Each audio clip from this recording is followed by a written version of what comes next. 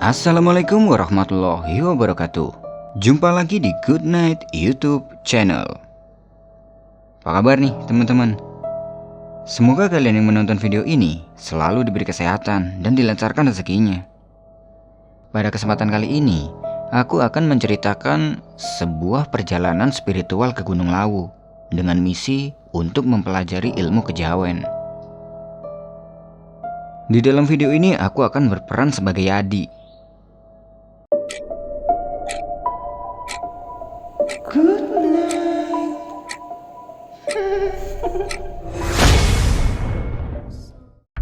Berawal dari pembelajaran ilmu kejawen, sebut saja aku Yadi dan dua temanku yang bernama Sigit dan Harun.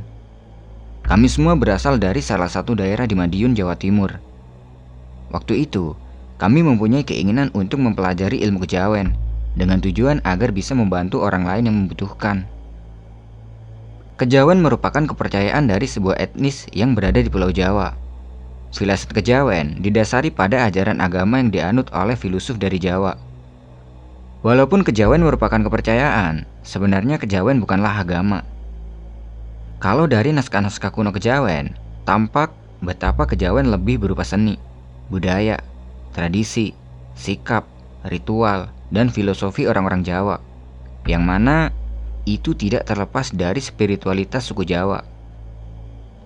Dari kecil kami semua bersahabat, dan ketika kami sudah beranjak remaja, waktu itu sekitar umur 26 tahunan, kami datang ke salah satu padepokan yang berada di daerah Surabaya, Jawa Timur. Kedatangan kami ke padepokan itu karena kami ingin meminta tolong kepada seorang guru besar yang memiliki padepokan tersebut untuk belajar ilmu kejawen. Sesampai di padepokan, kami pun langsung menghadap kepada seorang guru pemilik padepokan tersebut dan bilang kalau kedatangan kami kemari karena ingin belajar ilmu kejawen.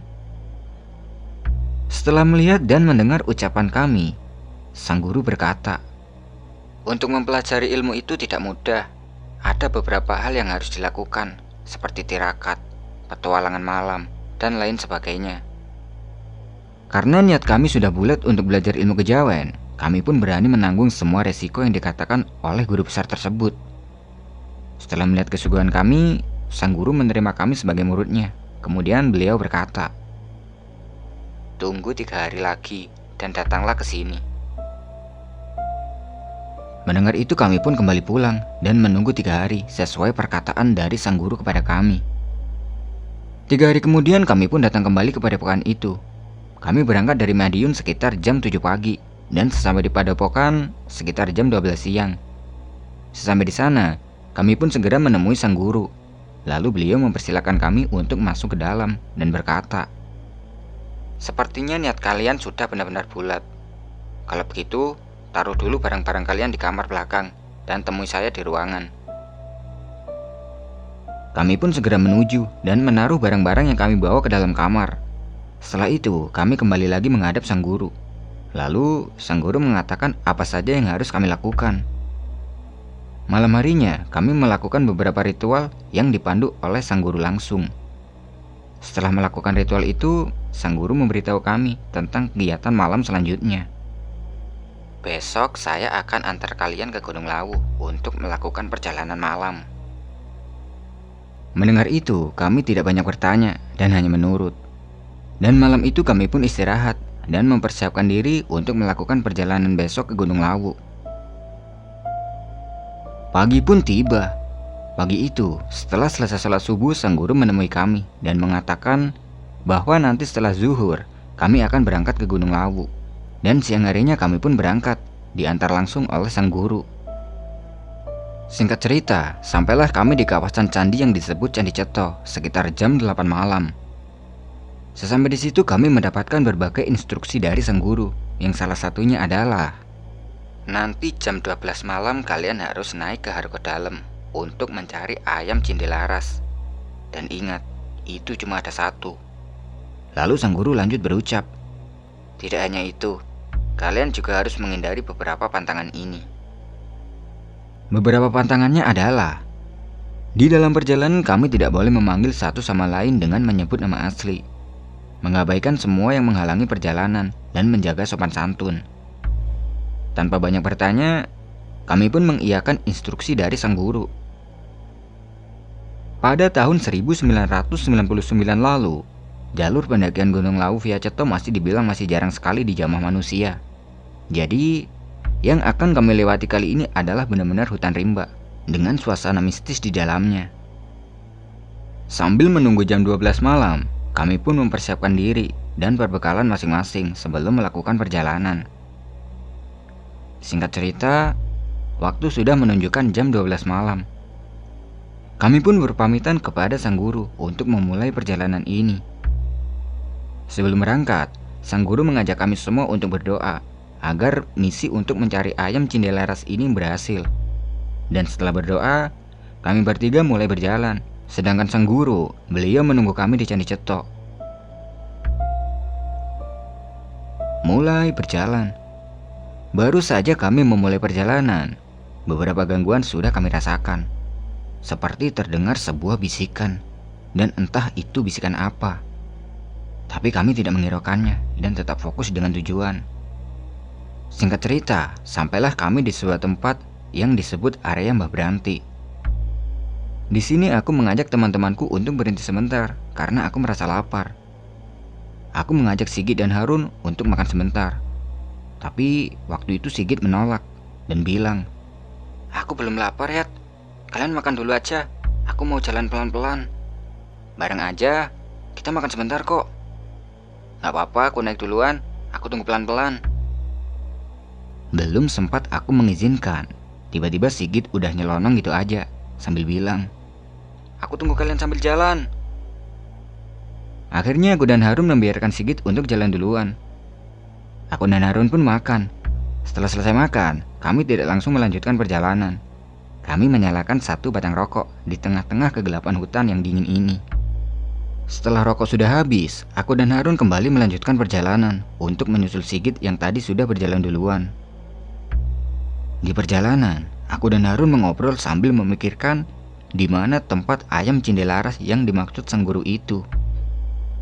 "Kira-kira ayam yang dimaksud guru itu di mana ya?"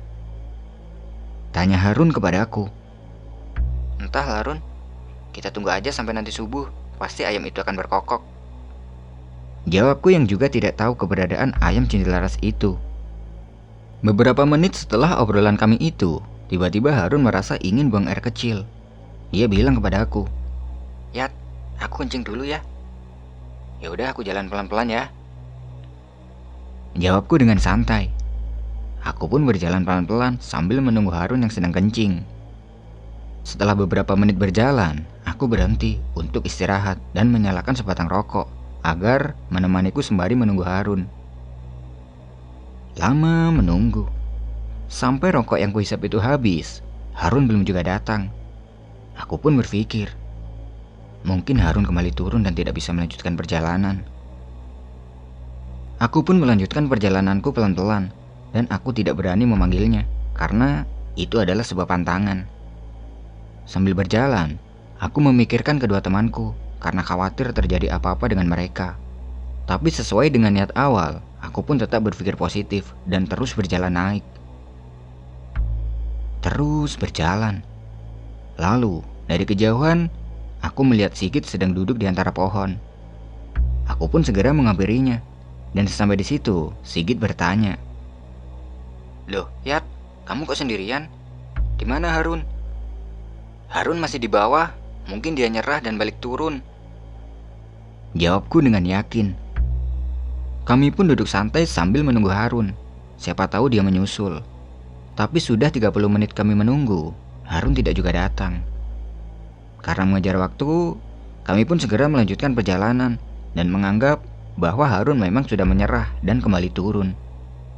Di perjalanan, Sigit menceritakan kepadaku tentang apa yang dialaminya tadi ketika berjalan sendiri. Dia bilang kalau tadi dia sempat buang air kecil dan merasa sangat merinding. Dia merasa bahwa ada sesuatu yang mengawasinya ketika kencing itu. Tapi mengingat pesan dari sang guru, dia pun mengabaikannya dan cepat-cepat menyelesaikan kencingnya. Dan setelah selesai buang air kecil, Sigit dikagetkan oleh seorang kakek tua yang tiba-tiba saja menghadangnya. Kakek tua ini bertubuh pendek dan berjalan membungkuk. kakek itu sempat bilang pada Sigit, "Nak, kamu jangan buang air kecil sembarangan kalau kamu tidak mau kenapa-napa." Mendengar perkataan kakek itu, Sigit terdiam dan hanya mendengar nasihat dari kakek itu sambil menundukkan kepalanya. Tapi kakek itu tiba-tiba tidak ada ketika Sigit akan mengucapkan permintaan maaf kepadanya. Sigit pun mengabaikannya. Dengan perasaan sedikit takut, dia cepat-cepat meninggalkan tempat itu. Karena merasa takut dengan perkataan kakek itu, akhirnya Sigit duduk sambil menunggu aku dan Harun. Mungkin dia adalah kakek penunggu tempat itu. Sudah, sekarang kamu tenangkan pikiranmu dan ingat pesan guru tadi, ucapku menasihati Sigit. Kami pun melanjutkan perjalanan dan fokus dengan tujuan kami. Sesampainya di area belak peperangan, Sigit bilang kepadaku kalau dia kelelahan, dan aku pun mengajaknya untuk berhenti dulu. Ketika sedang berhenti, aku mengeluarkan sebotol air minum dan beberapa makanan ringan yang kubawa untuk dimakan. Dan tidak lupa aku menawari Sigit. Tapi Sigit menolaknya dengan alasan dia sudah makan tadi pas nunggu aku. Akhirnya Sigit hanya minum seteguk air dan merokok. Sementara aku makan beberapa cuil roti kering. Ketika sedang istirahat itu, kami mengobrol santai dan Sigit bertanya kepada aku, "Kira-kira ayam cendilaras yang dimaksud guru itu di mana ya?" "Aku juga nggak tahu. Tunggu nanti subuh aja, pasti ayam itu akan berkokok," jawabku yang juga tidak tahu. Tidak lama kemudian, Sigit lanjut berkata, "Yat, aku kencing dulu ya. Kamu tunggu aku di sini." "Ya udah, hati-hati, jangan lupa permisi," jawabku sambil menasihati Sigit. Sigit pun berjalan menepi dan buang air kecil di sela-sela rumput ilalang yang tinggi. Tidak lama kemudian, Sigit kembali dari buang air kecilnya dan terlihat buru-buru sambil mengambil rokoknya yang ada di dalam tas. Melihat Sigit yang sedang buru-buru, aku pun bertanya, "Mau kemana lagi? Kok bawa rokok? Kamu kan masih pegang rokok." "Ada orang tua minta rokok, kasihan," jawab Sigit dengan terburu-buru. Tanpa berpikir negatif, aku pun membiarkannya. Aku yang sedang duduk seorang diri pun lalu menyalakan sebatang rokok. Tapi, sampai rokok yang kuhisap itu habis, Sigit tidak juga kembali. Karena takut terjadi apa-apa dengannya, aku pun mencarinya ke arah tadi Sigit berjalan. Aku berjalan keliling area belak peperangan sambil memanggil nama Sigit.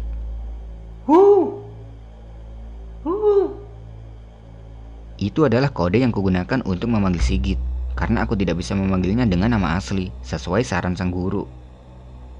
Setelah sekian lama aku mencari dan memanggilnya, Sigit tidak meresponku, hingga kejadian itu membuatku bingung. Dalam hati aku bilang, kemana perginya anak ini? Karena tidak juga bertemu Sigit, aku pun berpikir, jangan-jangan Sigit sudah jalan duluan ke argo dalam dengan kakek-kakek yang katanya minta rokok tadi. Akhirnya aku pun kembali ke tempat istirahatku tadi, dan aku mengira kalau Sigit memang sudah duluan ke argo dalam dan meninggalkanku. Lalu aku segera melanjutkan perjalanan dan membawakan tas Sigit yang tertinggal. Singkat cerita, sampailah aku di argo dalam. Sesampainya di situ, aku tidak juga melihat Sigit. Lalu aku berpikir, mungkin Sigit sedang di tempat lain untuk mencari ayam cendilaras. Aku pun segera meletakkan tasku dan tidak memikirkan Sigit lagi. Aku segera mencari ayam cendilaras itu, karena kata guru, ayam cendilaras itu cuma ada satu. Takutnya Sigit lebih dulu menemukannya. Aku berjalan berkeliling area argo dalam untuk mencari ayam tersebut, dan siapa tahu aku juga bisa bertemu dengan Sigit. Lama mencari, tapi aku tidak bisa menemukan keberadaan ayam cendilaras itu. Begitu juga dengan Sigit. Karena merasa capek, aku beristirahat di sebuah batu besar dan berbaring di atas batu tersebut sambil berpikir di mana aku bisa menemukan ayam itu. Aku hampir putus asa, tapi tidak lama kemudian tiba-tiba aku mendengar seperti ada suara ayam yang berkokok sangat pelan. Mendengar itu aku merasa sedikit senang dan segera mencari sumber suara tersebut. Setelah menemukan sumber suara tersebut, ternyata benar.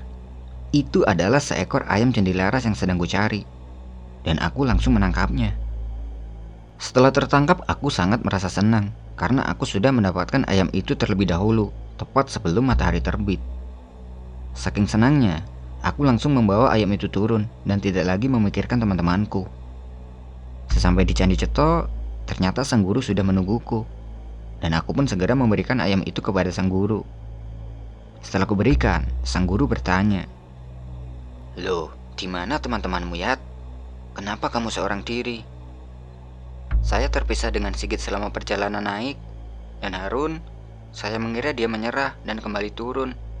Saya tidak tahu mereka kemana," jawabku kepada guru. Mendengar itu, sang guru langsung terdiam sambil meletakkan tangannya di kening, seperti orang yang sedang berpikir. Tidak lama kemudian, sang guru mengatakan sesuatu kepada aku. "Ya sudah, sekarang kita pulang. Nanti akan kuceritakan tentang teman-temanmu setelah sampai di Padepokan." Aku pun bingung dengan apa yang dimaksud oleh guru, dan kenapa guru meninggalkan Sigit dan Harun. Singkat cerita, sampailah kami di Padepokan. Sesampai di situ, guru memintaku agar menaruh ayam itu di dalam kandang yang sudah disediakan oleh sang guru. Setelah ayam sudah kutaruh di dalam kandang, aku kembali menghadap sang guru. Di sini sang guru menceritakan semua yang telah terjadi kepada teman-temanku. Kalau ternyata Harun dan Sigit telah dibawa oleh jin ke alam lain. Karena aku merasa yang paling tua di antara kami bertiga, aku pun menangis setelah mendengar cerita dari sang guru. Aku merasa sangat bersalah karena aku sudah membiarkan teman-temanku terpisah waktu itu. Lalu sang guru menenangkanku sambil berucap, "Kamu tidak usah khawatir. Harun dan Sigit pasti akan dikembalikan, tapi entah kapan." Mendengar itu aku sedikit lega, meskipun aku tidak tahu kapan teman-temanku akan kembali pulang. Sang guru lalu memintaku agar membersihkan badan dan istirahat. Setelah selesai istirahat, sang guru memintaku untuk menghadapnya. Mendengar perintah itu, aku pun segera mandi untuk membersihkan badan, kemudian lanjut istirahat. Sore harinya aku bangun dan segera menghadap sang guru. Ketika sedang menghadap guru, beliau memintaku agar melakukan puasa 7 hari 7 malam, karena itu adalah salah satu syarat untuk memperoleh ilmu kejawen yang kuinginkan. Singkat cerita, 2 bulan lamanya aku tinggal di Padepokan dan mengabdi kepada guru. Selama 2 bulan itu, aku terus mendoakan kedua temanku yang waktu itu hilang di Gunung Lawu. Setelah sekitar 2 bulan lebih lamanya aku tinggal di Padepokan, guru memintaku agar pulang untuk mengambil pakaianku, karena aku harus mengabdi di Padepokan lebih lama lagi. Aku pun pulang ke kampung halamanku di Madiun, dan hanya diberi waktu 14 hari oleh sang guru. Selama berada di rumah, aku tidak berani keluar rumah karena takut orang tuanya Harun dan Sigit akan bertanya karena mereka tidak ikut pulang bersamaku. Setelah 1 minggu berada di rumah, aku kaget karena tiba-tiba ada orang yang datang ke rumahku. Aku takut kalau yang datang itu adalah orang tua Harun atau Sigit. Tapi aku memberanikan diri untuk melihat siapa yang datang. Kalaupun itu adalah orang tua Harun dan Sigit, aku harus berani mengatakan yang sebenarnya. Setelah pintuku buka, ternyata yang datang ke rumah itu adalah Harun. Melihat kedatangan Harun, aku benar-benar sangat terkejut. Seakan aku tidak percaya kalau yang datang itu benar-benar Harun. Aku langsung memeluk Harun sambil menangis bahagia. Dan seketika itu juga, aku ingat dengan apa yang pernah dikatakan oleh guru. Kalau teman-temanku pasti akan pulang, tapi entah kapan. Aku pun langsung mempersilahkan Harun untuk masuk, dan kami berdua duduk di ruang tamu. Lalu, aku bertanya kepada Harun, kemana dia selama ini. Harun pun menceritakan semua yang dialaminya kepadaku tentang menghilangnya dia di Gunung Lawu waktu itu. Cerita dari Harun, ternyata ketika Harun selesai buang air kecil waktu itu, dia merasa sedang berjalan berdua bersama Yadi. Tapi tiba-tiba, dia tidak sadar dengan jalan yang dilaluinya itu. Karena bingung, Harun bertanya pada Yadi, "Loh, Yad, ini kita di mana sih?" Tapi Yadi tidak menjawabnya, dan Harun pun hanya fokus berjalan di belakangnya Yadi. Setelah lama berjalan, tiba-tiba Yadi mengajak Harun untuk istirahat di bawah pohon. Dan ketika sedang istirahat itu, Harun merasa dirinya ngantuk. Akhirnya secara tidak sadar Harun pun tertidur di bawah pohon itu. Lama dia tertidur. Lalu dia terbangun karena merasa ada rambut panjang yang menutupi seluruh wajahnya. Sontak dia kaget, lalu dia berpikir, ini rambut siapa? Perasaan rambutnya Yadi tidak sepanjang ini. Setelah dilihat dengan jelas, ternyata itu memang bukan rambutnya Yadi, melainkan rambut seorang pria yang wajahnya sangat menyeramkan. Dan waktu terbangun itu, Harun tidak melihat Yadi berada di sampingnya. Yang lebih anehnya lagi, setelah bangun itu tiba-tiba Harun berada di sebuah gubuk. Padahal sebelum tidur tadi, dia ingat dengan jelas kalau dia tertidur bersama Yadi di bawah pohon. Karena takut, Harun segera berlari meninggalkan gubuk tersebut. Dia berlari tanpa tujuan, hingga akhirnya dia tidak tahu arah kembali dan tidak tahu di mana dia berada. Tidak lama kemudian, dia melihat ada sebuah pohon yang sangat besar dengan akar yang menjalar dari pohon tersebut. Harun pun berjalan ke arah pohon itu dan duduk tepat di bawah pohon itu sambil merenung. Bagaimana awalnya dia bisa sampai di tempat ini? Akhirnya dia tahu satu hal, bahwa yang berjalan di depannya waktu itu bukanlah Yadi, melainkan jin yang sengaja menyesatkannya ke alam gaib. Tidak lama kemudian, dari kejauhan dia melihat ada sebuah perkampungan yang aneh dan beberapa orang yang berjalan mondar-mandir tanpa tujuan, sama halnya seperti Harun. Harun pun berjalan menghampiri salah satu orang itu dan bertanya jalan pulang. "Pak, saya mau tanya." Tapi orang itu tidak meresponnya dan mengabaikan pertanyaan Harun. Harun pun tidak berputus asa. Dia terus mendatangi satu persatu orang yang ada di situ. Tapi hasilnya tetap saja nihil. Dia tidak menemukan jawaban atas pertanyaannya. Akhirnya, Harun berinisiatif berjalan mengikuti salah satu orang tersebut. Siapa tahu orang ini bisa menuntunnya pulang. Orang yang diikuti waktu itu adalah seorang kakek tua dengan wajah pucat dan berjenggot panjang menutupi seluruh lehernya. Terus berjalan mengikuti kakek itu. Tapi kakek itu malah menuntunnya ke arah sebuah sungai. Dan kakek tua yang diikutnya itu tiba-tiba berjalan ke sungai tersebut dan menghilang begitu saja. Harun semakin bingung dibuatnya. Dia semakin tidak tahu di mana dia berada. Dia hanya bisa terduduk lemas di tepi sungai sambil menangis meratapi nasibnya. Hingga tidak terasa, Harun tertidur. Lama dia tertidur. Bangun-bangun, ternyata hari sudah mulai terang.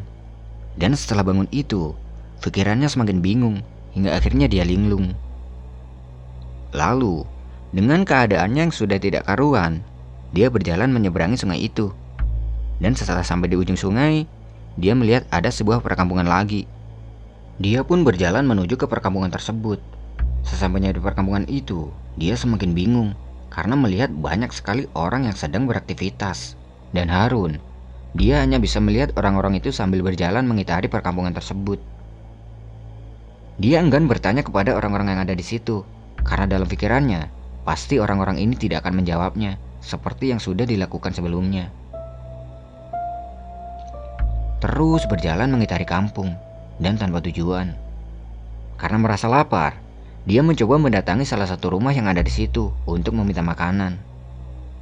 Satu rumah didatanginya, tapi penghuninya tidak memberinya makanan. Lalu dia berjalan menuju ke rumah yang lainnya dengan tujuan yang sama, dengan hasil yang sama. Malah dia diusir dari rumah kedua yang didatanginya.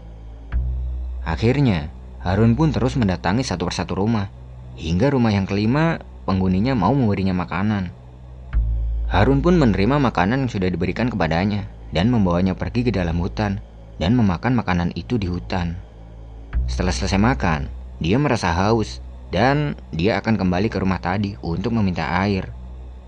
Ketika sedang berjalan menuju rumah yang akan ditujunya, Harun melihat ada sebuah sumur tua yang sudah berlumut. Dia berjalan mendekati sumur tersebut untuk melihat apakah sumur tersebut ada airnya.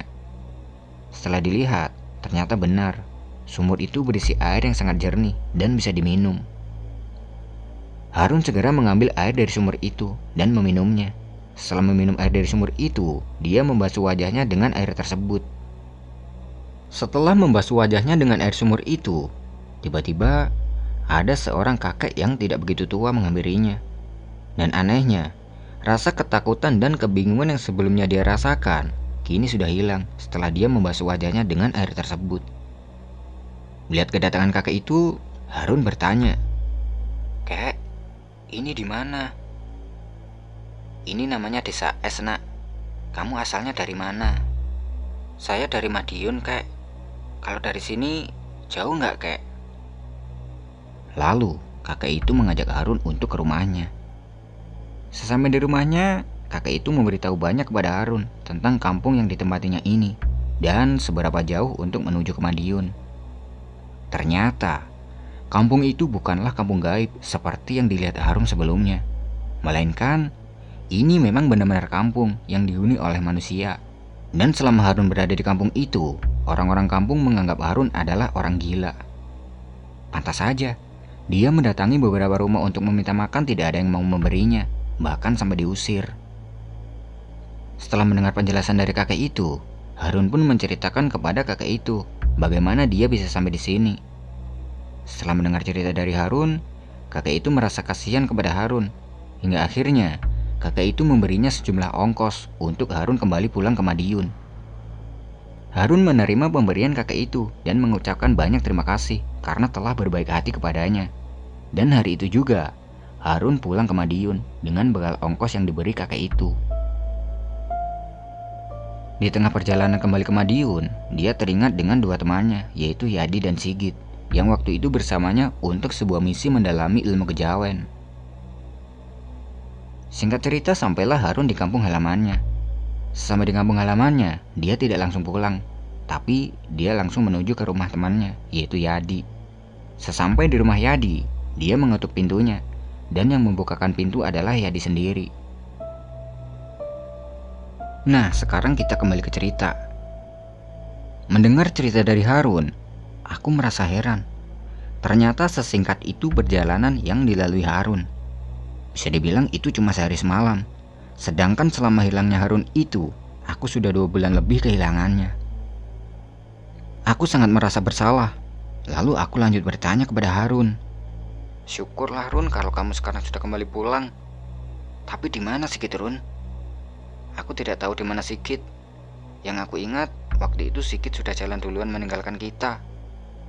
Jawab Harun yang tidak tahu apa-apa. Semoga Sigit bisa kembali pulang dengan selamat ya, Run. Jawabku kepada Harun. Mendengar itu, Harun sedikit tersentak. Lalu dia menjawab. Loh, memangnya Sigit belum pulang? Sepertinya belum. Sejak pulang dari Padepokan, aku tidak berani keluar rumah karena takut orang tuanya menanyakan. Jawabku kepada Harun. Lalu, Harun mengajakku untuk mendatangi rumah Sigit. Siapa tahu Sigit sudah pulang dan aku tidak mengetahuinya. Aku pun menyetujui ajakan Harun dan kami berdua pergi ke rumah Sigit.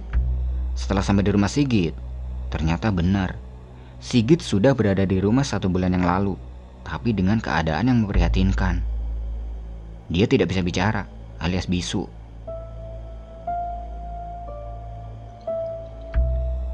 Melihat Sigit di rumah, kami berdua sangat lega, tapi juga turut prihatin dengan keadaan Sigit yang seperti itu. Lalu, aku meminta kepada Sigit untuk menceritakan tentang dirinya selama dia hilang di Gunung Lawu waktu itu. Karena kondisi Sigit yang tidak bisa bicara, Sigit pun tidak bisa menceritakan banyak kepada kami berdua. Dia hanya menceritakan sedikit melalui tulisan yang ditulisnya di atas kertas. Di atas kertas itu menjelaskan bahwa setelah buang air kecil itu, Sigit didatangi oleh seorang kakek tua lagi. Tapi kakek ini berbeda dengan kakek yang ditemuinya tadi. Kali ini kakek itu terlihat seperti manusia biasa dengan memakai tudung tani. Kakek itu lalu datang kepada Sigit dan bilang, "Nak, aku minta rokokmu 1 batang saja." Sigit mengira kakek ini adalah manusia biasa yang mempunyai tujuan yang sama dengannya. Karena waktu itu rokoknya Sigit ada di tas, Sigit pun segera mengambilnya dan meminta kakek itu untuk menunggunya di situ. Lalu, Sigit kembali ke tempat istirahatnya tadi dan mengambil rokoknya yang ada di tas. Sesampainya Sigit kembali di tempat kakek tua tadi, Sigit tidak melihat kakek itu lagi, entah kemana perginya. Lalu dia memanggilnya. "Kek, ini rokoknya, Kek." Tapi tidak ada jawaban sama sekali. Sigit pun terus mencarinya, tapi tetap tidak menemukannya. Ketika sedang mencari kakek tua yang meminta rokok itu, tiba-tiba Sigit mendengar ada orang yang memanggil namanya.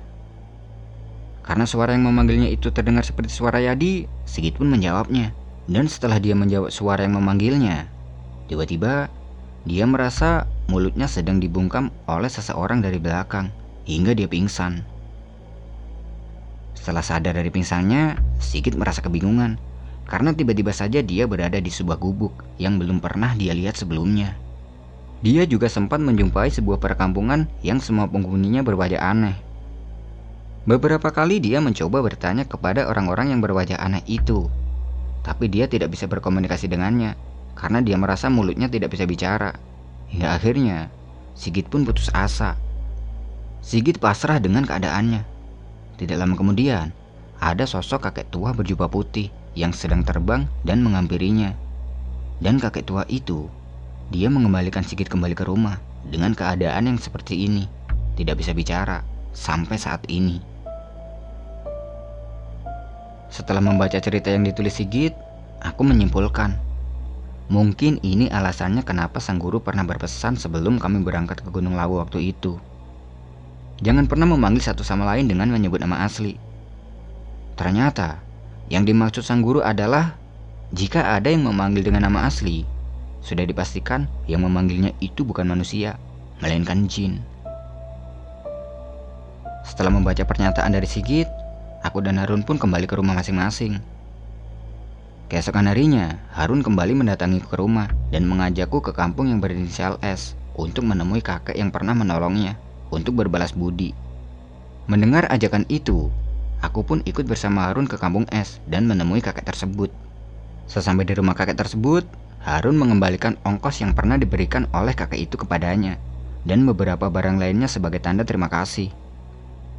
Mereka juga menceritakan tentang pengalamannya mendalami ilmu kejawen, dan kakek itu berpesan kepada mereka, untuk mempelajari ilmu tersebut memang tidak gampang. Kalau tidak kuat, bisa-bisa jiwa kalian menjadi taruhannya. Dalam artian kalau tidak kuat bisa-bisa gila. Setelah berbalas budi kepada kakek itu, mereka berdua kembali pulang. Dan 2 minggu sudah berlalu. Aku harus kembali ke Padepokan untuk mengabdi. Sebelum berangkat, tidak lupa aku berpamitan kepada Harun dan Sigit, teman seperjuanganku. Dan Harun, dia berjanji akan menyusulku ke Padepokan untuk kembali mempelajari ilmu kejawen yang diinginkannya. Singkat cerita, sampailah aku kembali di Padepokan. Sesampai di Padepokan, aku memberitahu guru tentang kembalinya Harun dan musibah yang menimpa Sigit. Mendengar itu, guru hanya tersenyum sambil bilang, "Itulah sebabnya aku memintamu pulang, Yat." Mendengar itu aku heran. Ternyata sang guru sudah tahu. Lalu aku lanjut berucap, "Tapi kasihan sama Sigit, dia tidak bisa bicara." Bisunya Sigit itu dikarenakan dia masih dibungkam oleh jin dari Gunung Lawu waktu itu. Lalu, apa ada cara untuk menyembuhkan Sigit? Tidak ada. Yang membungkam mulutnya itu adalah bangsa jin, karena dia sudah melanggar aturan yang pernah kuberikan. Nah, gimana ceritanya teman-teman? Terima kasih buat teman-teman yang sudah menyimak video ini sampai selesai. Aku pamit undur diri dulu ya. Good night and see you next time.